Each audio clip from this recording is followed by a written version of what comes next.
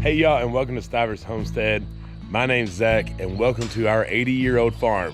So almost 3 years ago, the anniversary's coming up pretty soon. We bought this farm, and it had a beautiful home that was that had been renovated, but nothing on the land had been done. It was just a big old hay field that was cut for hay, and that's about all it was. This place has so many stories. We've heard them as they come about of what this place used to be, and it was our job to bring it back to life. Today, you get to see the full farm tour. We haven't done one since we've been here, so get your bags ready. It's gonna be a fun trip. Let's start with the home itself. It is a beautiful cobblestone house that has been here since the 40s. It's been renovated. It is absolutely gorgeous. We love how it's small, it's quaint, and it is a beautiful farmhouse. It is the farmhouse of our dreams. Stay tuned for a later down the road house tour, because that'll be coming specifically. We can have a whole video over that. Today is just about the outside. When you're coming up our driveway, this was one of the cool things that I liked, were all of these walnut trees. So everything that lines this side of our driveway are all black walnut trees. That has value in multiple different ways. One, we harvest the walnuts every fall. When they start dropping down, you can make tinctures, you can make stain, you can crack the walnuts and have the walnuts. It's a lot of fun to have these established walnut trees here. Be careful though, your tomatoes don't like them, so don't plant your garden close to them. We also have big, beautiful maples that are on the tree that we can tap for syrup. And the trees themselves are one of the reasons that we fell in love with this place. You can see right here, we have a massive poplar tree that is the biggest tree I've ever seen. As soon as you drive into this driveway, I absolutely love it. Hope it never goes down because it's gonna crush everything, but it is beautiful. At our old place, I always joked because there was 3 trees: sycamores, cedars, and locusts. That was the only thing that was there. And yes, they were beautiful, but I love the variety of trees down here in the Appalachian Mountains, especially during the fall. The fall, it is the most beautiful sight that you will ever see on the backside of our mountain. It is full of absolute color. And that I fell in love with. I love trees. I love the size of them. I know sometimes you kind of back and forth on if you like them or not all over your property. Makes it difficult to work around. You got to worry about them falling at some point. All those risks are worth it for the reward we get of this beautiful shade most everywhere on our property. So as we're jumping into this, everything you're gonna see is everything that we've added. It is stuff that we have created specifically to grow our own food and be sustainable. So as we're going through this, take some tips, take some notes down on stuff that maybe you can translate into your own homestead and farm that may work for you. This is just stuff that works for us, and it's supposed to be giving you tips and helpful ideas on what we call a successful farm that maybe you can bring back into your own. So let's get right into it. Number 1 rule: a nice porch with a couple rocking chairs after a long day to take your ease off of. Second rule: have a kitchen garden right off that porch that you can come pick at whenever you want to, because it's right beside your porch. The closer it is to you, the more involved you're going to be in the garden. That's a rule with the gardening. If it's farther away, out of mind, out of sight, if it's close to you, you're going to get down in it. So this is what we call our kitchen garden. It's kind of a mess because I'm still trying to figure out what to do with this middle. However, it was one of the first things we built. We have 4 L's on each corner and then a centerpiece. As you can tell, we still have plenty of room to add more beds and make it all pretty. But right now, this is working for us. We have sweet potatoes, herbs, comfrey, garlic, and then some of our cold crops that are over here: cabbage, broccoli, and different stuff like that. One thing too, our house is facing south, which is a really nice factor. It's one thing that you need to think about whenever you're buying something, just where the sun's gonna locate, because that's could decide some things. So having a south facing house was a major plus, which brings us to the west side of our property, which is where our big garden is. So before we get into the garden, we have built some raised beds here that hold our cherry bushes. I've got some of my favorite flowers, the Mexican sunflowers, in here. And then over here is the large garden area. Hello, Rusty. How are you? So I told you we're going on our 3-year anniversary of this property. This garden was actually built last year, so this is only our 2nd year growing in this space. The first year we did a lot of in-ground gardening on the east side of our property, which you'll see in a minute. However, this area has worked out a lot better. One, it's closer to our home, which is right there. And we have it completely fenced off. We have a guard dog, and we're able to help keep a lot of those deer and rabbit and squirrel population down by it being closer to us. Again, further away it is from you, the more the wildlife's gonna be taking over. So this is completely fenced in. We have 2, 4, 6 very long beds. I wanna say they're about 60, 70 foot each, 3 foot wide. We have 2, 4, 6 herb beds in the back. They're just squares. I think I did them, I think 5 foot by 5 foot. And so we have all this garden space with plenty of room to expand and grow when we want to. And just because we're in the garden, we got to look at how beautiful these tomatoes are growing with our marigolds beside them. Right beside over here on this bed, an extremely successful pea season's going on that we're going to get in here and picking with our onions on the side. Our rebel gardening, everything's doing great there. But we love this space. It's so beautiful. I love it in the mornings and in the evenings. It does get shade, but that's okay. One thing I've learned in my gardening career, which is about 7 years, is things like shade more than you think they do. I've noticed we've had better luck, especially with moisture as well, with a little shade on your gardens at some points in the day and not being 100% sun the whole day. So if you're planting around some trees and you're getting a little shade and you're worried about your garden, go ahead, try it out. Because if you have success like we did, you're gonna enjoy it because you get the shade, your plants get the shade, and it's not so harsh on them. Now, they might not grow as fast as your neighbors that might be in direct sun, but they'll last longer. You're gonna have a healthier plant for longer of the season rather than one that's growing fast and drying out and getting big real quick. We also threw our greenhouse over here. This is a cattle pedal greenhouse. It is 30 foot long. I built it just with cattle panels and some wood. We have a video about it if you're interested in, but that bad boy only cost me about 250 bucks, and that's just because wood's so expensive. On the side of it, we have a raised bed there that has a beautiful hollyhock that's coming up, a lot of zinnias and sunflowers, and then the kids' little garden right there. Also in the garden, we do this a lot in the winter and fall when there's not much going on, but that's our meat chicken tractor. So we roll them around in here because this is gonna be a future garden plot, but we roll that machine around and around and around and getting good chicken poo, chicken scratching, all up in this area, just fertilizing the ground because it'll eventually be an in-ground garden space. And so that's just one of our future endeavors that we're gonna do, but that with the meat chickens is already preparing it for us. And this little tree in our garden is like our tree of life. It is the one that gives us the shade during hot days that we sit under. We have a lot of good talks. It's right outside our bedroom window. Jen and all of us say we want to be buried under this tree because we love it so much. But one of my favorite shots on our property is while we're in this garden, I've got my head blocking it right now, is right behind me. I love being able to turn around and seeing the barnyard. So it's our two pastures going uphill to our big old barn that we have here that's been here ever since this house was created.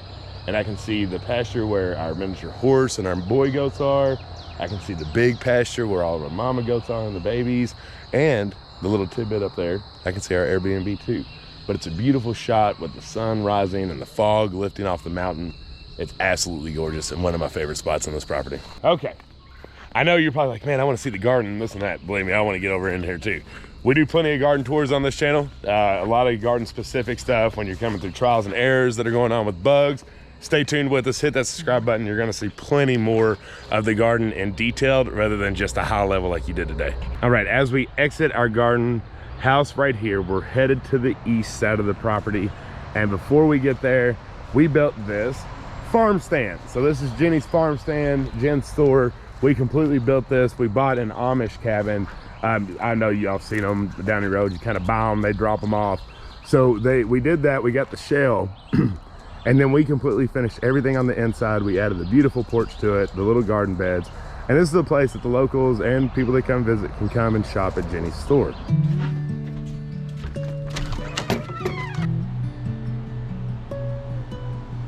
So many years ago, Jen started selling her tinctures and salves online. And it's one of those things that we love doing. We have a lot of enjoyment giving nice, clean medicine out to the people that watch us or the people that want it. But that grew and it grew and it grew. And we were doing all that in our house. And so we needed a warehouse. Well, instead of just building just a warehouse, we decided to build a store too. So it's a place that we can store all of our inventory, all of the tinctures, all of Jen's teas, wax melts, canned food, all that good stuff. But instead of just having a warehouse, we decided to open it up to the public so they can come and actually get our fresh eggs that we sell and our fresh raw milk that we sell for animal consumption. And then there's a place that we can work and sell and enjoy, and it's not all cluttered up in our house.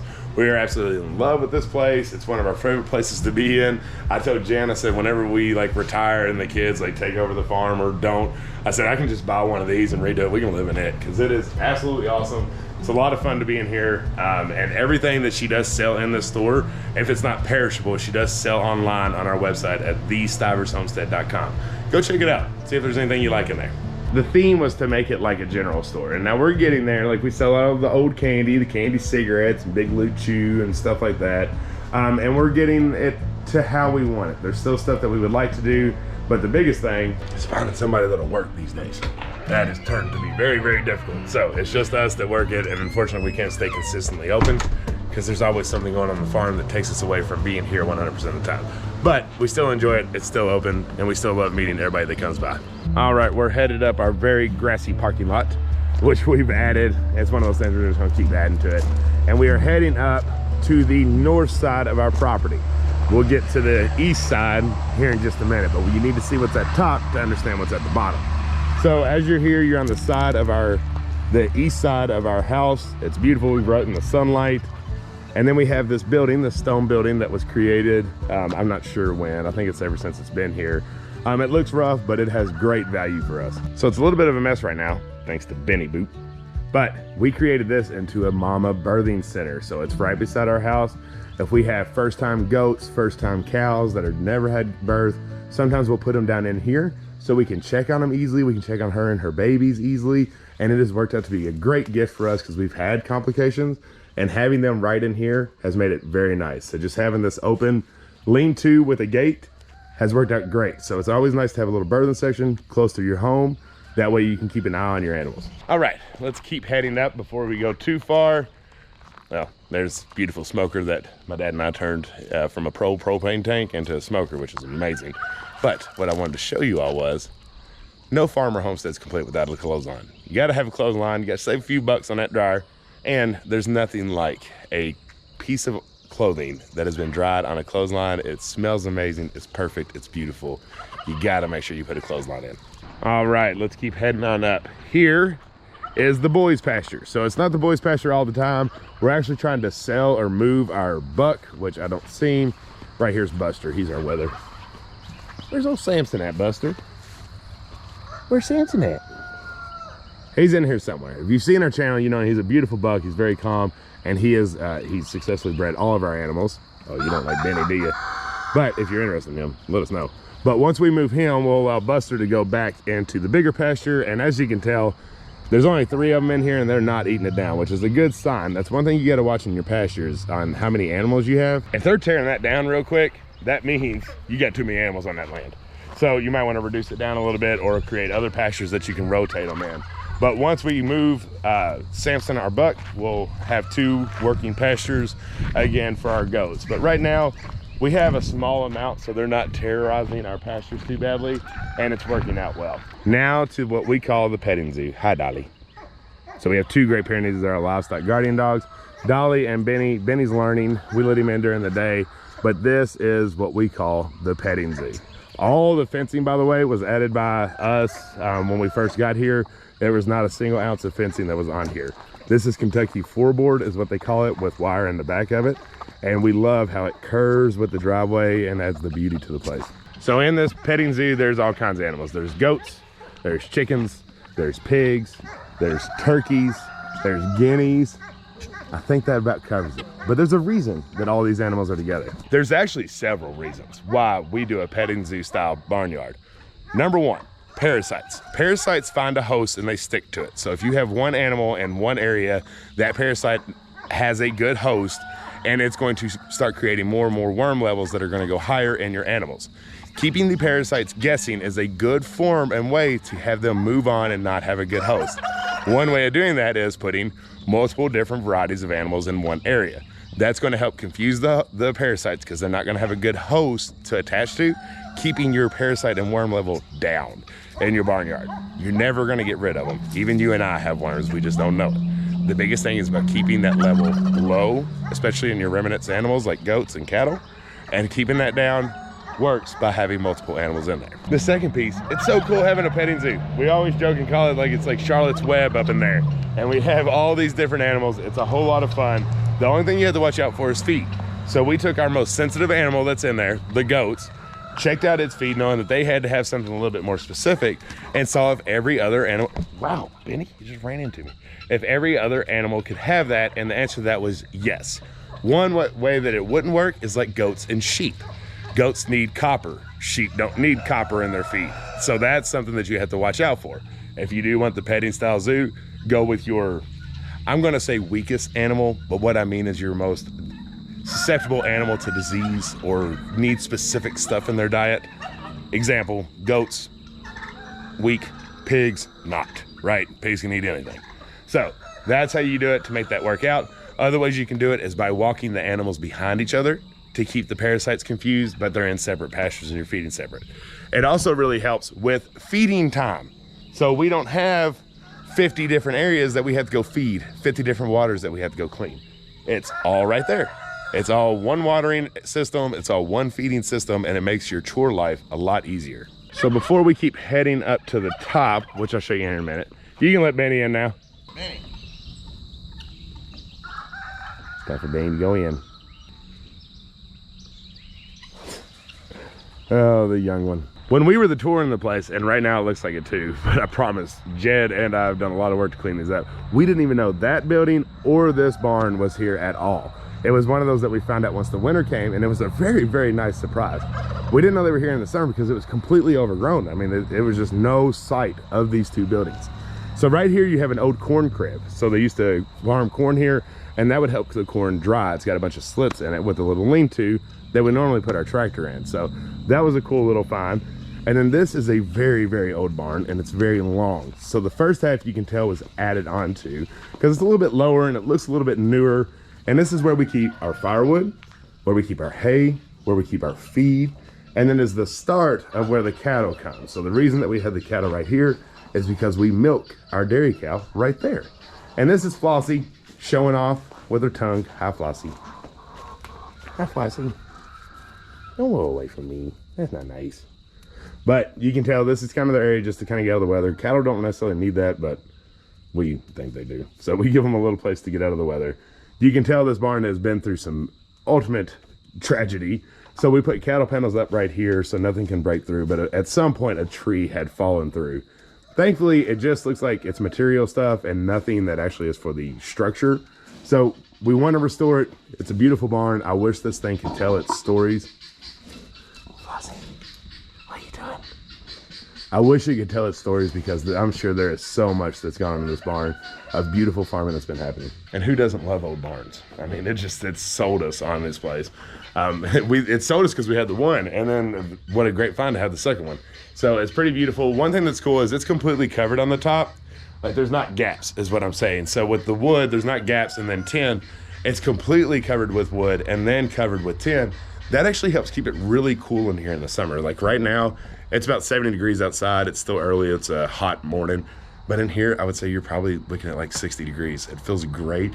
It's good for the animals in the summertime to get a nice cool off. And it's good for us because when we're milking and it's in the middle of summer, you got flies everywhere. You don't want to be sweating like crazy. So I really enjoy how cool these barns stay. So what y'all think so far? Let me know down in the comments if there's any things that you all been doing that are similar or if there's any good ideas that you're hearing so far.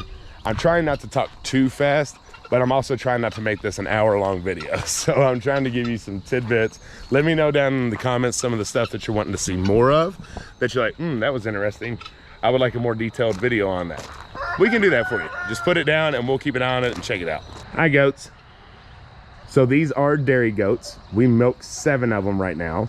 We've got a lot of babies here too. By the way, if anybody's interested in babies, hit us up on stivershomestead@gmail.com. Because we got some boys we need to move here too that are babies, and we need to get down to just our ladies that are here. But they got some nice weaned baby goats that are available. But like I said, we do milk them, and we use that for our business and for drinking. But goats are a great animal to have. We absolutely love them. Heading up. So this is the top part, the top northern part of our property. I'm going to get you some cool shots too, because I love how we're at our house. We are at 1,000 elevation. At this house, we're at about 12 to 1,300 elevation.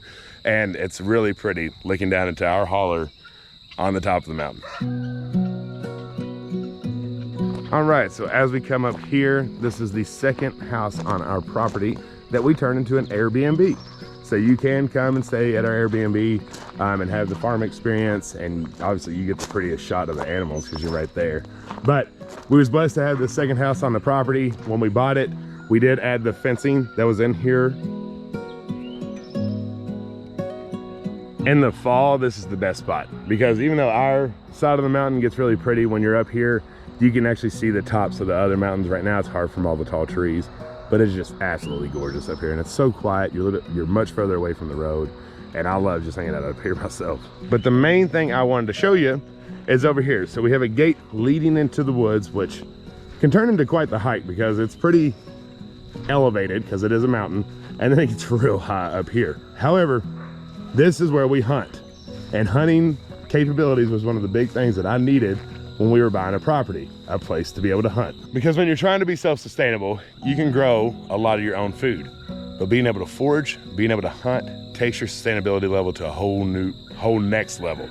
So I wanted to make sure that there was some woods for hunting, and foraging, and then also for wood, right? So I wanted to make sure that we had a place where we could go in the fall, find all the trees that fell throughout the bad storms that year, pull them down, and use them for firewood, because we use firewood in our home to keep us warm instead of using that gas heat, keeping that bill down. So buying property, make sure you have some good pasture area, but make sure you have some woods. You got to be able to get in there. There's a lot of useful things right in there. Everything you need can be found right in there. Keep an eye on that. Make sure you're searching for that. It's a very important piece. Can't see it, but there's a little bitty rabbit right there. I'm hoping this garden stands a chance. We did it for the Airbnb guests so they can get a fresh tomato, fresh pepper, cucumber, green beans. What say you? But where there's not always active up here, I'm worried the animals are gonna get to it even with the fence in. And I've had this cute little fella follow me the whole way. Hi, Callie. Hey, right. Barn cats are also very, very huge pieces on your farm. When we moved here, like I said, the outside hadn't been touched. So you know what took over? Rats. There were so many rats here when we moved in. I mean, when we were feeding the chickens, it was like we was feeding the rats too. They were just sitting there eating with them. I'm talking to y'all, there were thousands of rats. So we built an army. We built an army of barn cats. Raylan loves it because she's a cat lady. That's our daughter. And we now have an army of cats that take down that rat population. We might see one here and there now again, but nothing like we used to. Thank goodness. Make sure you got some cats on your property. And since they're here, these are our outside of the fence guard dogs. These are our guineas. We have 14 of them, and I wouldn't trade them for nothing. A lot of people dislike them because of their loudness, but if they're getting loud, that means there is something wrong. A predator is in the area. The environment isn't right. And so they're telling all these chickens, get in the barn, because there's probably a hawk in the area, eagle, coyotes, everything like that. They are a great guard dog. Guineas also, besides just being a livestock guardian, besides being a guard dog, they also are gonna help keep your tick population down. They eat many more than chickens do. Chickens obviously do their job, but guineas are gonna eat thousands of more ticks and mosquitoes and all that good stuff on your property to help keep that down, because nobody likes going into the bathroom and just picking off a million ticks. Guineas help keep that down. Oh, Daisy Doo-Doo here. She's pretty good with rats too, aren't you? She must have a little rat terrier in her. She was a rescue that we found when we were actually side by side and somebody dropped her on a trail. All right, heading over here. So you saw the north, you saw the west, you saw the east, you saw the south. Now let's head to the east. So this is where the cows graze, is over here on the east. So we have this open area. This is a spot for basically like drop-offs. Like father-in-law has a sawmill, so we get a bunch of scrap wood from him. My feed store guy, he has a lot of loose hay and stuff that he's needing to get rid of. So this is our compost pile. It's where I have my trailer. It's just good to have a nice flat spot to be able to put big machinery and allow them to have a place to back up and turn around. So over here we have two pastures for our cattle. We have Daisy, who's a full Jersey. She is our full milk cow that we do right now. We have an Angus Jersey bull. We have a mini Hereford bull. And then Flossie is also a full-blooded Jersey. He is going to be in freezer camp because we have that Angus Jersey mix. He's going to be good for dinner. Isn't that right, Henry? I know it. So we have pasture number 1 that they're in right now, and then pasture number 2 that's down there. We give them a couple days on each. Cattle, they destroy pastures. It's unfortunate, but you can have a big lush pasture, and what they do first thing is go all the way to the furthest corner and start eating from there. Ain't that right, Henry? You would like them to just open the gate, start eating right in the front, and move forward. Nah, they got to take their thousands of pounds and trample over all that good grass to get to that grass in the far corner. So having cattle, sometimes it's difficult to keep nice lush pastures, but make sure that you're trying to do your best and you have plenty of room. Ultimately, giving them hay, giving them feed, making sure their protein levels are staying high and they're growing and not getting skinny. By the way, I forgot, because I know people ask. I'm gonna put links down below for stuff if you're interested, like at the Airbnb. It's on Airbnb, and I think you can just search the cottage at Stivers Homestead. We call it the cottage. There's still some dates available out there, but a lot of them have been pretty booked up. So just check it if you're interested. I think we even allow it to go out to the next year or two, I think, but keep an eye on it. I remember pulling up right here and parking, and I looked out right in front, where are we at? Right in front of the house. And the grass was so tall, I was like, what is moving over there? And the grass is so tall that I couldn't see these deer unless they jumped. There's like 3 beautiful deer that were over here. And I was like, man, nature has taken over here, but my gosh, it's absolutely beautiful. And the stuff that we can do with it, great food for our animals. So now this is just the lower half of our east side of the property where the cow pasture are. This is the second one that's resting and growing back. But what I really wanted to show you all was this tree. It's a black walnut tree, dark walnut tree, whatever. But I wanted to tell you that it's called a Homestead tree. See how spread out the arms are? And it's very luscious. Doesn't look like it's been crowned whatsoever. They call this a Homestead tree for a reason. Homestead trees were planted by themselves away from other trees to create shade in these really, really hot pastures for your animals. So that's just an old wise tale or it's not a wise tale, it's true. But that's why when you see these trees by themselves and they're big and spread out and beautiful, that was a shade tree for somebody's animal. It was put there for a reason. And it's pretty cool to think about. I love it. It's absolutely beautiful. Wyatt fell in love with it too. We have a picture of him standing right beside it. And we have a little swing on it and everything too. So it's just a nice shaded area for our kids and us and our animals, because east side, right? So the sun's on the west side. And when it's shooting this way, this pasture is nice and shaded for all of our cattle to graze. And then down here in kind of this open area, we have some big ideas of what we want to do. Stuff that it's honestly more trying to find people that aren't trying to price gouge it and try to do it yourself, and then just all kinds of different ideas. But we will be saving this area for more of the Jenny's farm stand kind of stuff in the future at some point. So ultimately, that's our farm. I did forget to mention, we have 12 acres. It's not a huge farm, but it's all that we need to grow and be sustainable. One thing else I did want to mention, you saw all the clear land. The entire perimeter is fenced in with goat and sheep fencing with barbed wire on top. Now, that's not our property line. We do go into the trees quite a bit. There's a little creek that runs around the property, which was a must for us to having some source of water. But that's just more access to more trees to drop for firewood in the future. But it also gives us a wall. So we do have neighbors that are around, that are in the area, but in the summer, you can't see anybody because it is completely covered by these trees, and I love it. Now winter, we're a little bit more exposed when all the leaves drop off, but that's okay. Thankfully, we're blessed with very nice neighbors. We don't bother them, they don't bother us, and everything's just great around here. But you don't need 100 acres was my point. We have 12 that has a little bit of woods, that has a little bit of pasture, and it's everything that we need. We're also in southeastern Kentucky, which is part of the Appalachian Mountains near the Cumberland Mountain Range that rolls right into the Smokies and all that good stuff that's down there. We love this area. Now, it's not honestly the top like homesteading kind of area for the reason that nothing's level. Like down here, it's all very unlevel. You're having to work with the terrain that you're given. But one just farm related side, besides that we just love being in the mountains, is down in this area, like the southeastern Kentucky, eastern Tennessee area, it stays so wet. We have a lot of good rainfall that is spread out throughout the year, and we stay very green because of it. So as a gardener and as pasture raisers, that was a very big highlight for us. So yes, you have to work with the land, but do we face as many droughts as the rest of the country does? Not so often. So that's why we like this area, why we stayed in this area, because we're from Kentucky. We just moved a little further southeast. That's why we wanted to be right here in southeastern Kentucky / eastern Tennessee, is primarily because of the rain totals that are received here. It is perfect for the land. And watch it, whenever you're shopping around, look at the places, especially in the summer.